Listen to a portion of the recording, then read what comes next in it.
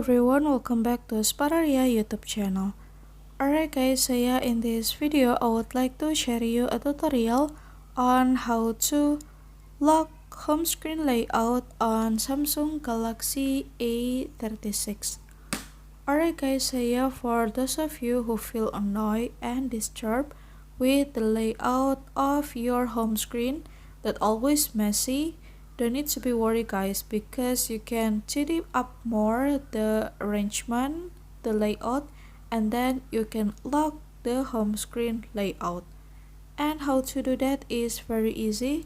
So yep, without any further ado, now let's get started to the tutorial. Alright guys, so the first thing first, I will tidy up the layout of home screen. And then after that, now you can pinch the home screen and go to settings menu.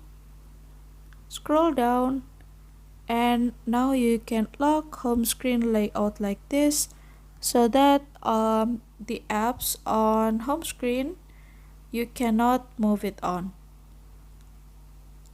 So yeah, here's the tutorial, and then thank you so much for watching. See you guys on the next video.